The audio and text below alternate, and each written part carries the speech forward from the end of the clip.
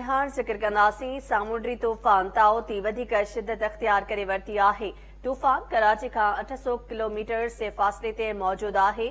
मौसमियात खाते जो चवणु आहे त कराची में अॼु बि मौसम गरम रहंदी, बरसात जो इम्कान नाहे। थरपारकर, मीरपुर ख़ास ऐं ॿियनि इलाइक़नि में बरसात पइजी सघे थी, जॾहिं त ठटे जी सामूंडी पटी ते ॿिए ॾींहुं बि गर्मी जी लहर बरक़रार आहे। केटी बंदर, खारो छाण, शाह बंदर में सामूंडी वीरुनि में भी शिदत अचण लगी आहे।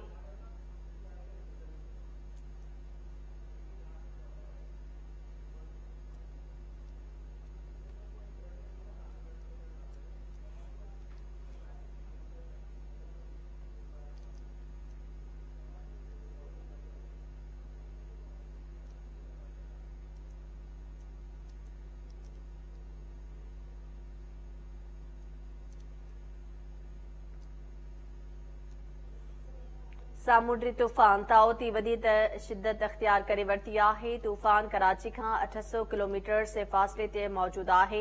मौसमियात खाते जो चवणु आहे त कराची में अॼु बि मौसम गरम रहंदी, बरसात जो इम्कान नाहे। थरपारकर, मीरपुर ख़ास ऐं ॿियनि इलाइक़नि में बरसात पइजी सघे थी। ठटे जी सामूंडी पटी ते ॿिए ॾींहुं बि गर्मी जी लहर बरक़रार आहे।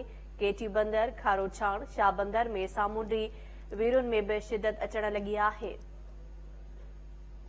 तफ़सील लाइ राब्तो कयो आहे KTN न्यूज़ रिपोर्टर महबूब रोही सां। जी महबूब, छा अपडेट्स आहिनि? जी, सामूंडी तूफ़ान जे इम्कानी ख़तरे सबबि ठटे जी सामूंडी पट्टी में अॼु ॿिए ॾींहुं बि मौसम गरम हुजण सां गॾोगॾु गरम हवाऊं बि गली रहियूं आहिनि, जंहिं सबबि केटी बंदर, खारो छाण, शाह बंदर, जाती, मीरपुर साकरो ऐं घोड़ाबारी जे सामूंडी किनारनि ते ऐं सामूंडी इलाइक़नि में हिन वक़्तु सामूंडी जेके लहरूं आहिनि उन्हनि में शिदत अचण लॻी आहे ऐं मुख़्तलिफ़ इलाइक़नि में जेके वीरूं वधी चढ़ी अचण जा मुख़्तलिफ़ वक़्तनि ते इतला मिली रहिया आहिनि। सामूंडी पटी ते रहंदड़ ॻोठाणा जेके आहिनि, केटी बंदर ऐं खारो छाण जे सामूंडी क्रीक्स ते जेके रहंदड़ जज़ीरनि ते या ॿेटनि ते रहंदड़ माण्हू आहिनि उन्हनि खे महफ़ूज़ हंधनि ॾांहुं अञा ताईं मुंतक़िल करण जो को हथमी इंतिज़ामिया फ़ैसिलो न करे सघी आहे। अलबत्त फोकल पर्सन आहे सूबाई वज़ीर शबीर बिजारानी, उन ठटे जी ज़िले इंतिज़ामिया ख़ासि तौर ते DC ठटो, उस्मान तनवीरी MP तक जो MP आहे, साहिबी पटी हाजी अली ज़रदारी, उन सां मुशावरत करे वरिती आहे। उन हवाले सां जेको बी प्लान आहे उनखे तरतीब ॾिनो वियो आहे, जंहिं लाइ जेके स्कूल्स आहिनि या सरकारी बिल्डिंगूं आहिनि उन्हनि खे आइडेंटिफाई कयो वियो आहे ऐं उन लाइ प्लान इहो तरतीब ॾिनो वियो आहे त जेकॾहिं का सूरत अहिड़ी ख़राब थियण जी इम्कान वधी था वञनि त पोइ जेके सामूंडी ॿेटनि जा माण्हू आहिनि उन्हनि खे महफ़ूज़ ॾांहुं मुंतक़िल कयो वेंदो, जंहिं लाइ नेवल फोर्सिस खां जेके स्पीड बोट्स आहिनि उहे तलब कया विया आहिनि, पर हिन वक़्तु ताईं इहो तइ न थी सघियो आहे त उन्हनि खे महफ़ूज़ ॾांहुं मुंतक़िल करणो आहे या न। पर मौसमी सूरत के माने कयो पियो वञे, जेके सूबाई वज़ीर शबीर बिजारानी खां ॻाल्हि ॿोल थी आहे उनजी चवणु आहे त मौसमियात खाते सां राब्ते में आहियूं, उन सां गॾोगॾु फिशर folk फोरम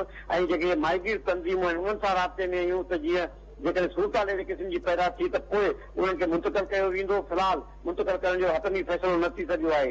साहिली पट्टी जे रहवासियुनि में हिन वक़्तु ग़लती वारी सूरत आहे ऐं ख़ासि तौर ते हज़ारे जेके माहिगीर आहिनि उन्हनि सामूंडी तड़नि ते पंहिंजा होड़ा बीहारे छॾिया आहिनि। अॼु टियों ॾींहुं आहे सामूंडी किनारनि ते होड़ा बीठल आहिनि साहिली पट्टी जे हवाले सां ऐं हिन वक़्तु मजमूई तौर ते ठटे जी साहिली पट्टी में ग़लती वारी सूरत आहे ऐं बेचैनी वारी सूरत आहे माण्हुनि में, छाकाणि जो सामूंडी पट्टी में जेके हिन वक़्तु मौसम गरम आहे ऐं इहो इम्कान ज़ाहिर कयो पियो वञे त अॼु शाम खां जेको जीअं ख़ुदि शबीर बिजारानी बि ॿुधायो आहे त अॼु शाम खां जेके बरसातूं पवण जे इम्कान ज़ाहिर कयो पियो वञे साहिली पट्टी में, जंहिं करे साहिलवासी जेके आहिनि उहे हिन वक़्तु परेशानी में मुब्तला आहिनि। जी महबूब रोही, अपडेट लाइ अवां जी वॾी महिरबानी।